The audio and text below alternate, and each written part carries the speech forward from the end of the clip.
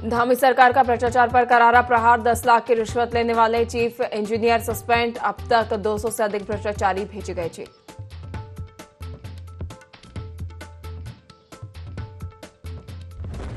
मुख्यमंत्री पुष्कर सिंह धामी का रुद्रपुर दौरा। आज अमित शाह के प्रस्तावित भ्रमण कार्यक्रम की तैयारियों का करेंगे निरीक्षण। 19 जुलाई को गृह मंत्री अमित शाह का है उत्तराखंड दौरा।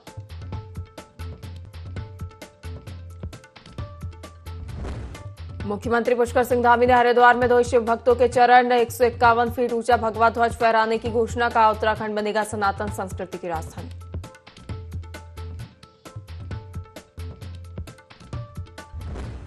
स्वच्छता में लालकुआं ने रचा इतिहास। स्वच्छता सर्वेक्षण में लालकुआं नगर पंचायत को उत्तराखंड में मिला नंबर 1। राष्ट्रपति द्रौपदी मुर्मू और केंद्रीय मंत्री मनोहर लाल खट्टर ने दिल्ली में किया सम्मानित।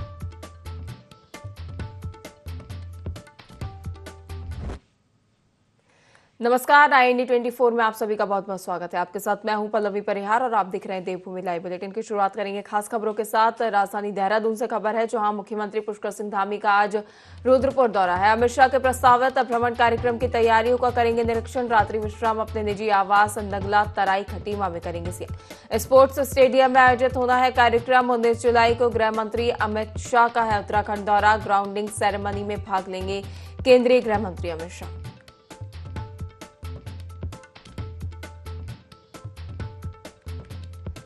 वहीं इस पर अधिक जानकारी के लिए सहयोगी विनय हमारे साथ फोन लाइन पर जुड़ गए हैं। विनय, मुख्यमंत्री पुष्कर सिंह धामी का रुद्रपुर दौरा है, जहां केंद्रीय गृह मंत्री अमित शाह के प्रस्तावित दौरे की कार्यक्रम की तैयारियों का निरीक्षण करेंगे सीएम। क्या अधिक जानकारी इसको लेकर? जी पल्लवी, बिल्कुल। देखिए, आपको बता दें कि आज मुख्यमंत्री पुष्कर सिंह धामी रुद्रपुर दौरे पर रहेंगे और ऐसे में अमित शाह के जो प्रस्तावित भ्रमण का जो कार्यक्रम इस दौरान रहने वाला है, तो इसको लेकर के जो इस दौरान स्थलीय निरीक्षण भी करते हुए मुख्यमंत्री पुष्कर सिंह धामी जो है वहाँ पर नजर आएंगे। साथ ही साथ रात्रि विश्राम की अगर बात करें तो रात्रि विश्राम जो है मुख्यमंत्री पुष्कर सिंह धामी का जो है इस दौरान यहाँ पर नगल तराई खटीमा में रहने वाला है। तो ऐसे में देखा जा सकता है पल्लवी की जिस तरीके से अमित शाह का जो दौरा होगा उत्तराखंड का, तो ऐसे में यहाँ पर बात करें तो स्पोर्ट्स स्टेडियम रुद्रपुर उधम सिंह नगर में जो है कार्यक्रम आयोजित होगा और जिसमें जो कल की अगर बात की जाए तो 19 जुलाई को जो गृह मंत्री हैं अमित शाह वो पहुंचेंगे। ऐसे में ग्राउंडिंग सेरेमनी की अगर बात की जाए तो ग्राउंडिंग सेरेमनी जो है इस दौरान उसमें यहाँ पर भाग भी लेंगे। तो ऐसे में देखा जा सकता है पल्लवी की प्रदेश सरकार में दिसंबर की अगर बात करें तो 2023 में वैश्विक निवेशक सम्मेलन में जो है 3 करोड़ 56 लाख से अधिक के जो निवेश प्रस्ताव MOU किए थे। तो ऐसे में अब तक की अगर बात करें तो अब तक 1 लाख करोड़ से अधिक के जो निवेश प्रस्ताव है उसको धरातल पर उतारा जा चुका है। और ऐसे में उद्योग विभाग ने ग्राउंडिंग सेरेमनी को यादगार बनाने के लिए रुद्रपुर स्टेडियम में जो है इस दौरान यहाँ पर कार्यक्रम आयोजित किया है, जिसमें कि केंद्रीय गृह मंत्री अमित शाह भी मौजूद रहेंगे। जी विनय, देखा जाए तो केंद्रीय गृह मंत्री अमित शाह का ये दौरा काफी अहम माना जा रहा है, जिसको लेकर तैयारियां भी काफी पहले से होती हुई नजर आ रही है। किन कारणों के चलते ये दौरा काफी अहम माना जा रहा है? इस दौरान क्या खास बात है केंद्रीय गृह मंत्री के दौरे को लेकर? जी बिल्कुल पल्लवी, देखिए आपको बता दें कि जिस तरीके से केंद्रीय गृह मंत्री अमित शाह उत्तराखंड पहुंचेंगे और उनका जिस तरीके से ग्राउंडिंग को लेकर के ये कार्यक्रम यहाँ पर आयोजित होगा उत्तराखंड में, और ऐसे में मुख्यमंत्री पुष्कर सिंह धामी भी जिस तरीके से आज स्थलीय निरीक्षण करने के लिए पहुंच रहे हैं, तो ऐसे में काफी महत्वपूर्ण जो है यहाँ पर ये दौरा इस दौरान जो है अमित शाह का रहने वाला है। साथ ही साथ इस समारोह में देश भर से निवेशक जो है वो भी इस दौरान शामिल होंगे पल्लवी, और साथ ही साथ उत्तराखंड में निवेश करने वाले जो उद्यमी की अगर बात करें तो उनसे भी जो इस दौरान फीडबैक लिया जाएगा। साथ ही साथ MOU करने वाले जो निवेशक हैं उनको राज्य में उद्योग लगाने के लिए भी जो है इस दौरान प्रोत्साहित किया जाएगा। साथ ही साथ आपको ये भी बता दें कि जो तैयारी है गृह मंत्री के आगमन को लेकर के वो भी पूरी तरीके से जो है यहाँ पर तेजी से चल रही है। और मुख्यमंत्री पुष्कर सिंह धामी आज लगभग 2 बजे जो है इस दौरान उधम सिंह नगर पहुंचेंगे, जहाँ पर स्थलीय निरीक्षण भी करते हुए नजर आएंगे। जी बिल्कुल विनय, कहा जाए तो अब उत्तराखंड में भी निवेश को बढ़ावा देने के लिए राज्य और केंद्र सरकार दोनों लगातार प्रयास करती हुई नजर आ रही है। तमाम जानकारी साझा करने के लिए बहुत बहुत धन्यवाद।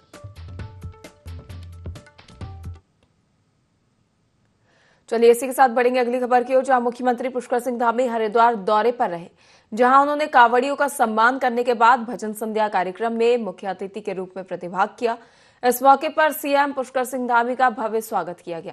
कार्यक्रम को संबोधित करते हुए सीएम ने कहा कि यह हमारा सौभाग्य है कि हमें हर साल करोड़ों शिव भक्तों की सेवा करने का मौका मिलता है।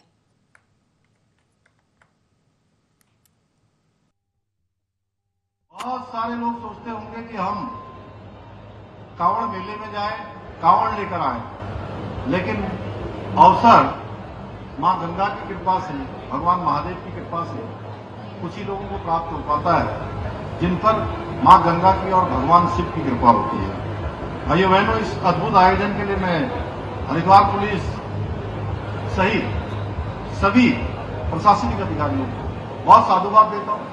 पहले यहाँ अजय सिंह जी यहाँ के एसएसपी थे, तभी ये कार्यक्रम प्रारंभ हुआ था और ये अनवरत रूप से चल रहा है। भाइयों बहनों, भोले बाबा अपने नाम के अनुकूल ही बड़े भोले हैं।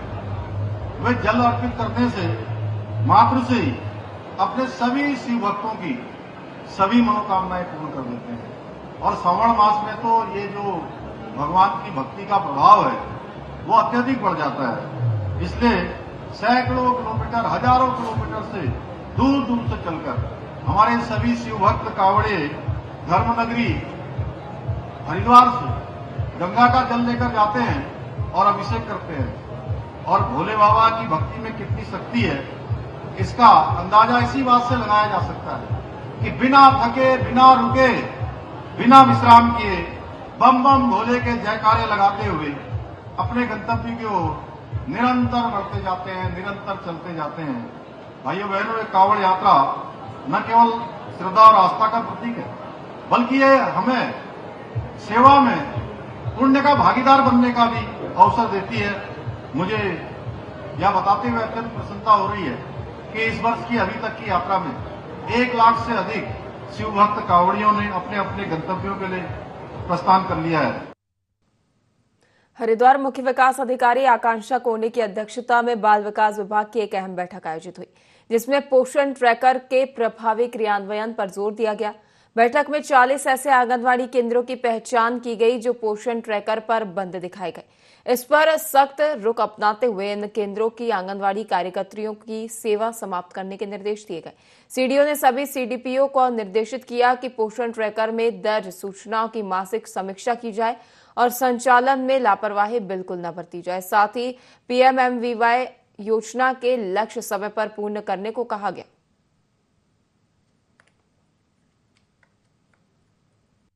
ऐप जो होता है उसमें आंगनवाड़ी जो है उनको एंट्री करनी होती है, जो भी एक्टिविटीज़ वो कर रही होती है। तो जब आंगनवाड़ी उन्होंने खोली उसकी एंट्री होती है, अटेंडेंस की एंट्री होती है, उन्होंने टीएचआर बांटा, कुक्ड फूड बांटे, वो सारी चीज़ों की एंट्री होती है। तो जब पोषण ट्रैकर ऐप का अवलोकन किया गया तो उसमें पाया गया 40 ऐसी आंगनवाड़ी हैं जो अभी तक कोई एंट्री पोर्टल पर नहीं कर रही हैं और जिसमें वो खोला नहीं गई है आंगनवाड़ी उसमें दिख रहा है। उसको ध्यान में रखते हुए डीपीओ के माध्यम से उनको स्पष्टीकरण इशू किए गए हैं। अगर स्पष्टीकरण संतोषजनक नहीं पाए जाते हैं तो तत्काल जो है उनके विरुद्ध कार्रवाई की जाएगी।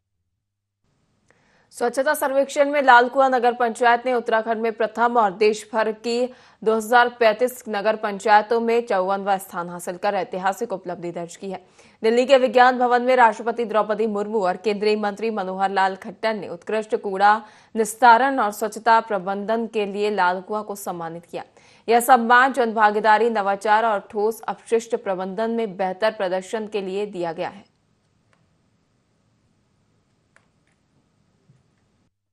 लालकुआं क्षेत्रवासियों को बधाई देना चाहूंगा क्योंकि यह एक सामूहिक कार्य था। आज नई दिल्ली में स्वच्छता सर्वेक्षण 2024-25 का पूरे देश में इनाम जो पुरस्कार वितरण का समारोह आयोजन किया गया था, जिसकी अध्यक्षता माननीय राष्ट्रपति जी के द्वारा की गई थी और उसमें शहरी विकास के मंत्री मनोहर लाल खट्टर जी और राज्य मंत्री तपन घोष जी के शाह जी के द्वारा उस कार्यक्रम में भागीदारी की गई थी, जिसमें लालकुआं नगर पंचायत को भी पूरे प्रदेश में प्रथम आने पर हमारे लालकुआं नगर पंचायत को मिनिस्ट्रियल अवार्ड के उससे नवाजा गया था। 2024 का सर्वे इस साल मार्च में आयोजित हुआ था। हालांकि कुछ समय से सरकार द्वारा इसका पैटर्न बदलते हुए इसका हर माह, हर क्वार्टरली इसका मूल्यांकन प्रारंभ किया गया। तो मूल्यांकन इसका सतत चलता रहा। कुछ चीजों का फिजिकल वेरिफिकेशन होता है, तो वो मार्च महीने में हुआ था।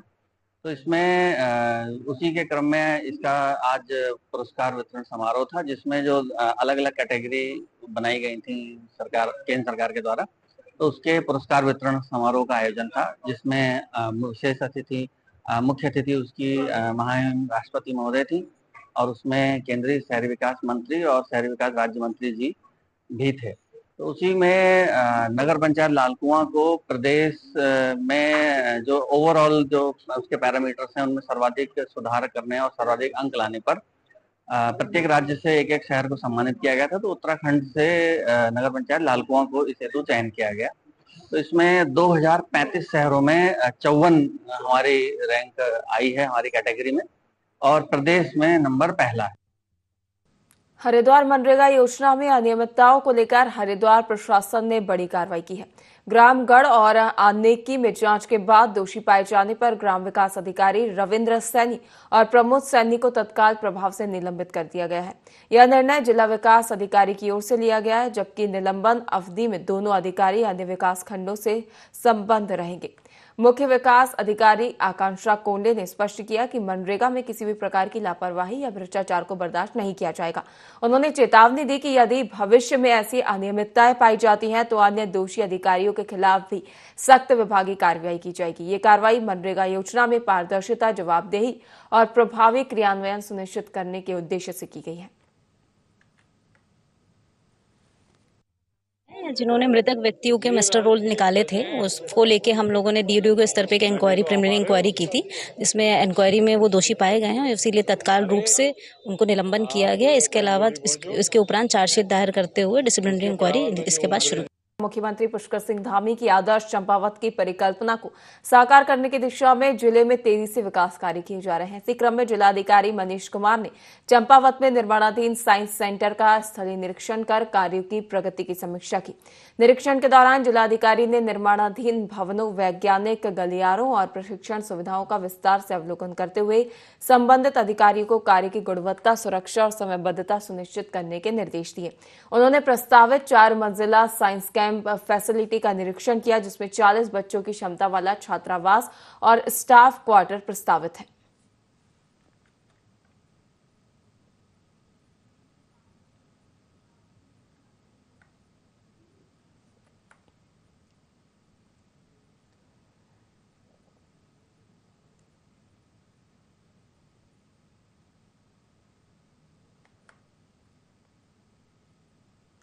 वहीं बढ़ेंगे अगली खबर की ओर, जहां कावड़ मेला 2025 बढ़ते भीड़ के दबाव को देखते हुए सुरक्षा व्यवस्था को लेकर सघन चेकिंग अभियान चलाया गया और सुरक्षा व्यवस्थाओं को पुख्ता किया जा रहा है। साथ ही कावड़ मेले में भीड़ को देखते हुए स्पेशल ट्रेनें चलाई गई हैं। एसपी जीआरपी तृप्ति भट्ट ने जानकारी देते हुए बताया कि कावड़ मेले में आने वाले कावड़ यात्रियों की संख्या दिन प्रतिदिन बढ़ रही है, जिसको देखते हुए मेरा क्षेत्र से जुड़े तमाम रेलवे स्टेशनों पर सुरक्षा व्यवस्थाएं भी बढ़ा दी गई हैं। 24 घंटे रेलवे स्टेशन, थाना जीआरपी और आरपीएफ की ओर से निगरानी रखी जा रही है। उन्होंने जानकारी देते हुए ये भी बताया कि कावड़ मेले में दृष्टिगत 8 स्पेशल ट्रेनों का संचालन किया गया है, जिसके चलते किसी भी तरह की कोई दिक्कत या परेशानी कावड़ यात्रियों को ना हो। समय समय पर की जाने वाली अवेयरनेस के माध्यम से भी यात्रियों को जागरूक किया जा रहा है कि अपनी यात्रा के दौरान किस तरह से सतर्क रहना है और किन बातों का विशेष ध्यान रखना है। लगातार हमारे जो श्रद्धालु हैं वो रेलवे के माध्यम से भी आ रहे हैं, जिसके क्रम में हमारे द्वारा बृहद स्तर पर तैयारियां की गई हैं। लगातार हमारे द्वारा चेकिंग की जा रही है, सुरक्षा के जो इंतजाम है उनका स्वयं हम लोग जायजा ले रहे हैं। इसके अलावा अभी पूर्व में जो हमारे 8 मेला स्पेशल ट्रेनें संचालित की जा रही थी, उन सभी का जो फंक्शनिंग है वो शुरू हो गई है और सभी रेलवे स्टेशन पे हम लोग लगातार सतर्क कार्रवाई कर रहे हैं। मुख्यमंत्री पुष्कर सिंह धामी ने सचिवालय में कौशल विकास और श्रम विभाग की समीक्षा बैठक की। सीएम ने बैठक में मौजूद विभागीय अधिकारियों से विभागीय कार्यों की जानकारी ली। सीएम ने कौशल विकास की दिशा में तेजी लाने के निर्देश दिए और अभी तक संचालित कार्यों को लेकर अधिकारियों से फीडबैक भी लिया।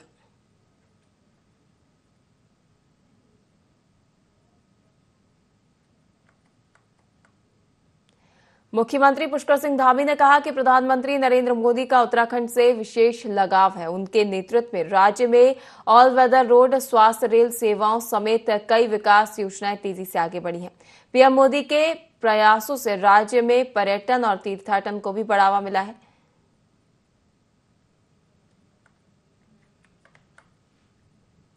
प्रधानमंत्री जी उत्तराखंड से उनका अत्यधिक प्रेम है। सभी लोग जानते हैं उनके प्रधानमंत्री बनने के बाद राज्य के अंदर अनेक योजनाएं हमारी आगे बढ़ी हैं, चाहे 4 धाम ऑल वेदर रोडें हों, भारतमाला श्रृंखला की सड़कें हों, हवाई कनेक्टिविटी हो, स्वास्थ्य सेवाएं हों, रेल सेवाएं हों। हर क्षेत्र में हमारा पर्यटन बढ़ा है उनके आने के बाद, चाहे वो उनका केदारनाथ का रात्रि का प्रवास हो या माड़ा गांव, भारत का जिसको अंतिम गांव कहा जाता था, उस गांव में जाकर वहां पर अनेक कार्यक्रमों में सम्मिलित होना हो, वहां का प्रवास करना हो, या आदि कैलाश जाना हो, या अभी हाल ही में हरसिल मुखवा माँ गंगा के मायके में आकर उन्होंने हमारी शीतकालीन यात्रा को प्रोत्साहन दिया है। तो उनको राज्य में होने वाली 4 धाम यात्रा, आदि कैलाश यात्रा और साथ में कैलाश मानसरोवर यात्रा और अभी होने वाली कांवड़ यात्रा और निकट भविष्य में नंदा राजजात और कुंभ जो हमारे राज्य के अंदर प्रस्तावित है 2027 में और 2026 में नंदा राजजात है, उन सभी योजनाओं के बारे में उनका मार्गदर्शन लिया है और उन्होंने आश्वस्त किया है कि सभी पर जो है वो राज्य को। मूसलाधार बारिश के चलते लोहाघाट फायर स्टेशन के पास 2 महीने पहले बने अस्पताल कैंपस की बाउंड्री वॉल बीम सहित ढह गई। इस हादसे में थानाध्यक्ष की गाड़ी, अग्निशमन वाहन और फायरकर्मी की कार क्षतिग्रस्त हो गई।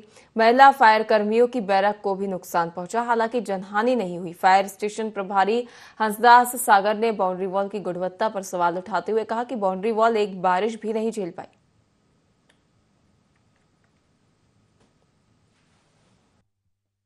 बारिश तेज आई थी, उस दौरान क्या है कि ये दीवार है सर स्कूल की, अस्पताल की, तो वहाँ पर जो गाड़ी वो गिरी है, नीचे गिरी तो एकदम बराम सीधा हुआ है और ये टीन ये थी वो भी ऊपर क्षतिग्रस्त हुआ। गाड़ी ऊपर हमारे सर ईंटें फीटे जो भी था मलबा उससे ऊपर गिरा था।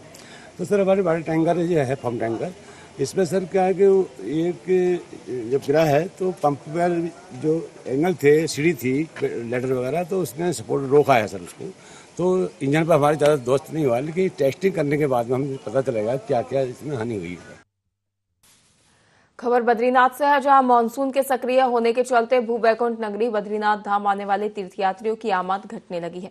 इन दोनों बड़ी सुगमता के साथ मंदिर गर्भगृह में श्रद्धालुओं को हरिनारायण प्रभु के दर्शन का पुण्य लाभ मिल रहा है। देर रात से लगातार क्षेत्र में हल्की बारिश जारी है। बारिश 26 मिलीमीटर नंदानगर क्षेत्र में दर्ज हुई है, वहीं ज्योतिर्मय क्षेत्र में 12.8 मिलीमीटर रिकॉर्ड बारिश दर्ज की गई है। बद्रीनाथ धाम में महज 1500 तीर्थयात्रियों की आमद हुई है। वहीं कपाट खुलने से लेकर अब तक करीब 11,56,000 श्रद्धालुओं ने बद्रीपुरी पहुंचकर भगवान श्री बद्री विशाल के दर्शन किए हैं।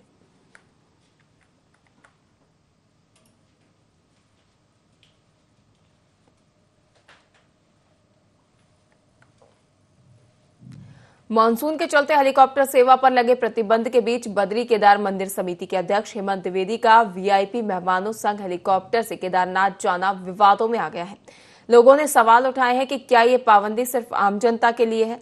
बीते दिनों हुए हेलीकॉप्टर हादसों के बाद डीजीसीए ने उड़ानों पर रोक लगाई थी।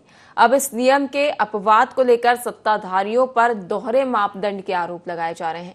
वहीं इस मामले में भाजपा प्रदेश महामंत्री आदित्य कोठारी ने कहा कि हेमंत द्विवेदी पर केदारनाथ धाम की व्यवस्थाओं को देखने की जिम्मेदारी है। वो जरूरी काम से ही केदारनाथ गए होंगे। आदित्य कोठारी ने कहा कि उनके समर्पण और निष्ठा के ऊपर सवाल खड़े करना सही नहीं है।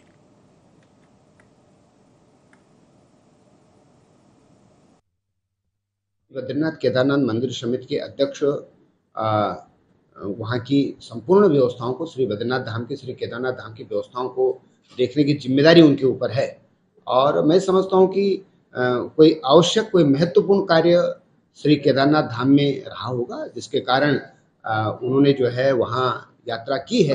अभी इस विषय में विस्तृत जानकारी मुझे नहीं है कि किन परिस्थितियों में अध्यक्ष जी ने हेलीकॉप्टर से वहाँ यात्रा की है, लेकिन मेरा ये विश्वास है कि कहीं पर भी कोई नियमों के उल्लंघन का कोई विषय उनके मन में नहीं है और किसी भी साधन के दुरुपयोग का विषय भी उनके मन में नहीं है, क्योंकि जो हमारे अध्यक्ष हैं श्री हेमंत द्विवेदी जी, वो पूरे समर्पण के साथ में, पूरी निष्ठा के साथ में, और उन्होंने भगवान बद्रीनाथ केदारनाथ जी की सेवा का जो व्रत ठाना है, मुझे लगता है कि उनके समर्पण और उनकी निष्ठा के सामने इस प्रकार का प्रश्न चिन्ह उठाना मुझे लगता है उचित। प्रदेश में त्रिस्तरीय पंचायत चुनाव हो रहे हैं। पंचायत चुनाव पर हाईकोर्ट की ओर से बीते रोज राज्य निर्वाचन आयोग को फटकार भी लगाई गई। यह फटकार प्रत्याशी के 2 जगह वोटर लिस्ट में नाम होने पर लगाई गई। अब इसी विषय पर सत्ता पक्ष और विपक्ष में आपसी राजनीति तेज हो गई है। विपक्ष के प्राण कलियर से कांग्रेस विधायक फुरकान अहमद का कहना है कि कोर्ट की ओर से जिस प्रकार निर्वाचन आयोग को जो फटकार लगाई गई है वह बिल्कुल सही है। उन्होंने कहा कि जब पंचायती राज एक्ट में ये प्रावधान है कि जिस व्यक्ति के 2 जगह वोटर लिस्ट में नाम है तो वह चुनाव में भागीदारी नहीं कर सकता, तो आखिर में कैसे इस नियम की अवहेलना की जा रही है। साथ ही उन्होंने कहा कि पंचायत चुनाव में कांग्रेस पार्टी की पूरी तैयारी है और पार्टी सभी सीटों पर भारी बहुमत से जीतेगी।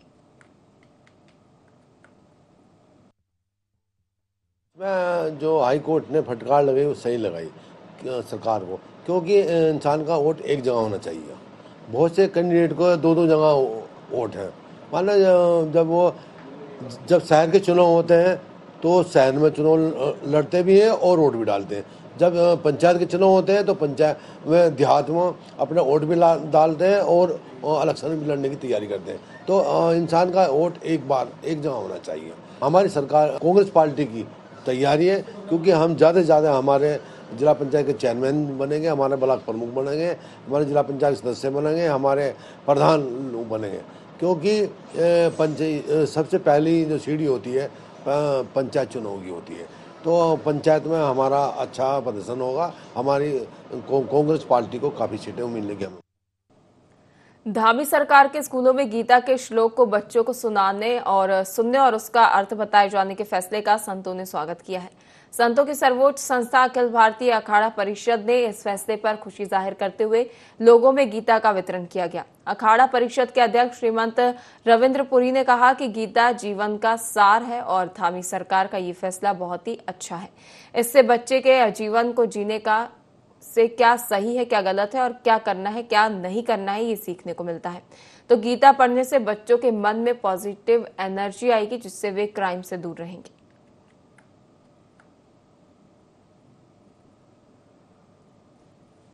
माननीय मुख्यमंत्री जी को बहुत बहुत आशीर्वाद, साधुवाद।